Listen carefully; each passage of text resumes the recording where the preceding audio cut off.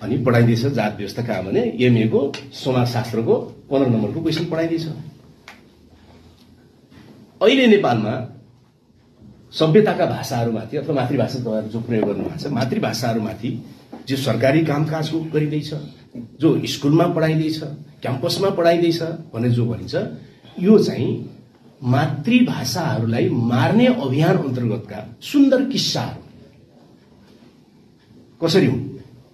मैले कुनै आरोप लाग्दा हुनेवाला छैन, राजनीतिक भाषण गर्ने कुरा त होइन आज। कसरी त भने बागमती प्रदेश बनाइयो, जनसङ्ख्या कसको हालियो, खस नेपाली बोल्नेहरूको ठूलो संख्या त्यहाँ हालियो, सबभन्दा ठूलो संख्या त्यसको हालियो। अब नेवार भाषी समुदाय एउटा छ, एउटा संख्या छ, एउटा तामाङ छ, अरू पनि छुट्टै थोरै ठूला भाषा कुरा, ठूला जनसङ्ख्या कुरा गर्दाखेरि नेवार र तामाङ छ। अब तामाङ घरबाट निस्कन्छ, कोसँग भेट हुन्छ? या त नेवारसँग भेट हुन्छ या त खस नेपाली बोल्नेसँग भेट हुन्छ। खस नेपाली बोल्ने पनि तामाङ जान्दैन, नेवारले पनि तामाङ जान्दैन। अब के बोल्छ? खस नेपाली पनि बोल्नु पर्यो।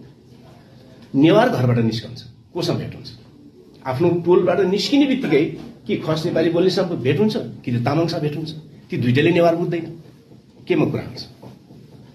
अनिवार्य रूपमा कुरा गर्नु पर्यो खस नेपाली भाषा। तब नेवार भाषा र तामाङ भाषा जोगिन्छन् कसरी? कसरी जोगाएर देखाइदियोस् त? युनिभर्सिटीमा त संस्कृत पनि पढिन्छ, के त्यो जोगिन्छ त्यो भाषा? जनजीवनबाट कटेपछि त्यो जतिसुकै युनिभर्सिटीमा पढाउनुहोस् त्यो भाषाको कुनै अर्थै छैन। विश्व भाषा क्याम्पसमा कतिवटा भाषा पढाइन्छ? नेपालको जनजीवनमा जीवित हुन्छ ती भाषा। त्यहाँ स्पेनिस पनि पढाइन्छ, जापानिज पनि पढाइन्छ, चाइनिज पनि पढाइन्छ, तर त्यो नेपाली समाजमा जीवित हुन्छन् ती भाषा। विश्व भाषा क्याम्पसको कक्षा कोठामा जीवित हुन्छ त्यो। क्याम्पसमा त संस्कृत पनि पढाइन्छ नि, के अर्थ छ त्यसको? संस्कृत विश्वविद्यालय खुला छ संसारमा, कहीँ न हो हाँडी जात्रा, हाँडी गाउँको जात्रा। भाषाको युनिभर्सिटी हुन्छ कतै? इंग्लिश युनिभर्सिटी भन्ने हुन्छ, उर्दू युनिभर्सिटी भन्ने हुन्छ। भाषा त युनिभर्सिटी अनुसार एउटै विभागमा पढाइन्छ, उद्देश्य त अर्कै छ त्यसको। उद्देश्य संस्कृत विश्वविद्यालय खोल्नुको उद्देश्य त अर्कै छ त्यहाँ, हैन? त्यसकारणले गर्दाखेरि भाषा मार्ने अभियान चलेको छ र अहिले संघीयताको जो प्रदेश निर्माणको जो मोडेल बनाइएको छ सबै भाषा मर्नेवाला छ। मैथिली भाषा, भोजपुरी भाषा, बज्जिका भाषा एउटै प्रदेशमा छ। ल मानुस तीनटै भाषा चाहिँ सरकारी कामकाजको हो। सरकारी कामकाज भने अहिले निवेदन लेखेर जोगिन्छ भाषा। जनजीवनमा दैनिक उत्पादन कार्यमा त्यो भाषा प्रयोग भइरहेको छ कि छैन, त्यहाँ हो मुख्य कुरा। निवेदनको के कुरा छ? निवेदन त अनुवाद पनि हुन सक्छ। निवेदनको के कुरा छ? जनजीवनमा प्रयोग भइरहेको छ कि छैन हेर्नुहोस्। मैथिली बोल्नेले भोजपुरी बुझ्दैन राम्रोसँग, भोजपुरी बोल्नेले मैथिली बुझ्दैन, बज्जिका बोल्नेले मैथिली बुझ्दैन। अब उनीहरूले के भाषामा बोल्छन् त? उनीहरू अनिवार्य रूपमा कि त हिन्दीमा बोल्नु पर्यो नजिकको भाषा, कि त नेपालीमा, खस नेपालीमा बोल्नु पर्यो। ती भाषाहरू जीवित हुन्छन् कहाँ? नेपालमा मातृभाषाको मृत्युको अभियान संघीयताको मोडेलमा छ। प्रावि स्कुल खोलेर भाषा जोगिनेवाला छ, एकदम बुझ्नु पर्यो मेरो विचारमा। प्रावि स्कुल खोलेर, किनकि तपाईँ हाम्रो भाषाहरू स्कुल नहुँदाखेरिका हुन्, स्कुलै नखुल्दाखेरिका हुन्। कसले जोगाएको त्यो एउटा भाषा? जनजीवनले जोगाएको। जनजीवनमा त्यो भाषा प्रयोग नगरी जीवन नचल्नेवाला थियो, त्यसरी जोगेको। स्कुल खोलेर जोग्यायो, स्कुलमा पाठ्यक्रम बनाइदिएर जोग्यायो।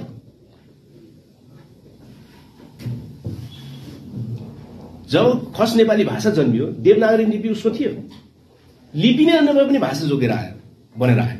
स्कुलले हो त लिपिले भाषा जोगाइदिने हो? होइन। जनजीवनले गर्ने कार्यहरूमा त्यो भाषा जीवित हुन्छ कि हुँदैन? जीवित हुनै पर्ने अवस्था आउँछ कि आउँदैन? त्यहाँबाट सुरु हुन्छ कथा त।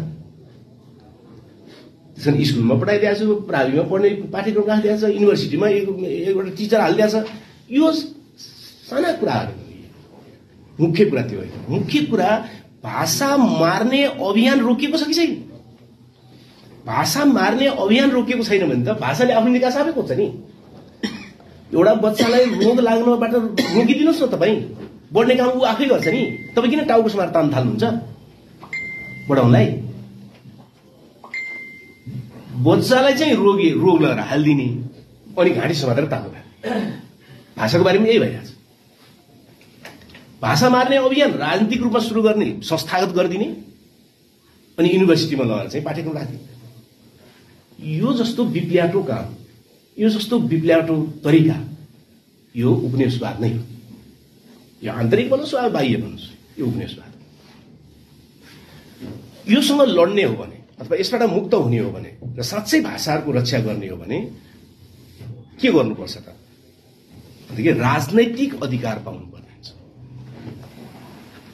र तपाईँले कतिको याद गर्नु भएको छ, संसारमा तब कुनै भाषा फैलिँदै गएको छ जब त्यो भाषीले शासन गर्न पाउँछ। कुनै पनि भाषाले शासनको अधिकार मात्र जीवित हो। केवल शासितहरूले आफ्नो भाषाको रक्षा गर्न सक्दैन।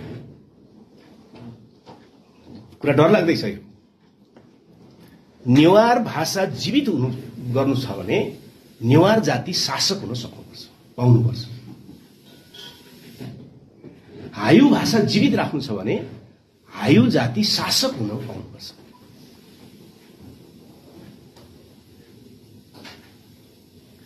अब यो के गर्ने होला त? कसरी हुन्छ त? मेरो विचारमा यसको अवधारणा के हो त भने यसको खास प्रकारको शासकीय मोडलमा जानुपर्छ। त्यो भने के त? म तपाईँसँग भन्छु कि दुई मुख्य भाषा हुने प्रदेशहरू बनाइनुपर्छ। मुख्य दुई भाषा हुने प्रदेश, जस्तो नेवा प्रदेश बनाइयो भने नेवार भाषा एउटा, खस नेपाली भाषा एउटा, दुई भाषी प्रदेश। दुई भाषी प्रदेश भएपछि अरू कम संख्याका भाषा पनि हुन्छन्, त्यसको म अलि पछि भन्छु। दुई भाषी प्रदेश बनाइसकेपछि के हुन्छ त भने नेवार घरबाट निस्किने बित्तिकै अर्को एउटा भाषा बोल्नेसँग मात्रै भेट हुन्छ उसको, मूलतः तीनटासँग भेट हुँदैन। खस नेपाली पनि घरबाट निस्किने बित्तिकै कि त खस नेपाली बोल्नेसँग भेट हुन्छ उसकै, या नेवारसँग भेट हुन्छ। अनिवार्य रूपमा अन्तर्क्रिया गर्नुपर्ने हुन्छ। जस्तो मेरो कुरा, मेरो व्यक्तिगत जीवनको कुरा गर्नुहोस्, गर्दाखेरि म पाउँछु मेरो घर अगाडि श्रेष्ठ टोल थियो जोडिएकै, मेरो घर पछाडि जोडिएकै ज्यापु टोल थियो। म बिचमा थिएँ, हाम्रो घर बिचमा थियो। र दायाँ बायाँ फेरि खस नेपाली बोल्ने अरे, अगाडि र पछाडि नेवार, दायाँ बायाँ खस नेपाली। म घरबाट निस्किने बित्तिकै कि खस नेपाली बोल्नेसँग भेट हुन्थ्यो कि नेवारसँग भेट हुन्थ्यो, होइन? अनिवार्य रूपमा मैले नेवार भाषा स्वतः जानि नै हालेँ, किन अन्तर्क्रिया नै त्यस्तो हुन्छ। त्यसमा दुई भाषी प्रदेश बनाउनु पर्ने हुन्छ। पहिलो कुरा यो हो, तीन भाषा चार भाषा एक ठाउँमा हालेर चाहिँ उल्लु बनाउनु पाइँदैन। ठुला प्रदेश दिन्छु भन्ने नाममा किन चाहियो ठुलो प्रदेश हामीलाई? ठुलो प्रदेश भयो भने खेतीपाती बढ्छ हाम्रो। ठुलो प्रदेश भयो भने हाम्रो स्कुलमा राम्रो शिक्षा आउँछ, हाम्रो आयु बढ्छ। ठुलो प्रदेश भयो भने के बढ्छ? केही पनि बढ्दैन। सानो प्रदेश हो भने के हुन्छ? कमाइ घट्छ। कमाइ घटे सबैमा बाँडेर खाउँला नि, सकिहाल्यो। त्यसमा दुई भाषी प्रदेश, सुन्नुहोस् है, मेरो त्यो समाधान हो। दुई भाषी प्रदेश बनाइनुपर्छ र नेवारहरूले निर्माण गरेको सभ्यताको नामाकरण पनि नेवा भाषामा नै हुनुपर्छ। त्यसबाट नेवारहरूको मनोबल घट्दै उठ्छ, सम्मानित भएको भाव आउँछ र दुई भाषी प्रदेश हुने बित्तिकै स्वाभाविक रूपमा आफ्नो भाषा जीवित हुने र फैलिने सम्भावना बढेर जान्छ। मिथिलाञ्चलमा अथवा मैथिली भाषी क्षेत्रमा मैथिली भाषा एउटा र अर्को एउटा भाषा भयो भने मैथिली भाषालाई कसैले जोगाइदिने पर्दैन, पाठ्यक्रममा राखिदिने पर्दैन, स्वतः जोगी। अब तर यति भएर पुग्दैन नेपालमा। यो प्राथमिक हो, दुई भाषी प्रदेश प्राथमिक हो, तर यति भएर पुग्दैन। किन मैले अघि भने कि उत्पीडित भाषिकहरूले जबसम्म शासन गर्न पाउँदैन तबसम्म भाषाको रक्षा ग्यारेन्टी हुँदैन। अब गर्ने के त? शासन कसरी गर्ने त? किन जनसङ्ख्या त बेसी छ। नेवार प्रदेशमा नेवारलाई मात्रै शासन गर्नु दियो भने मान्नेवाला छैन, अरूको जनसङ्ख्या पनि हत्तै बढिसक्यो। होइन तामाङ प्रदेशमा तामाङलाई मात्रै शासन गर्नुहुन्थ्यो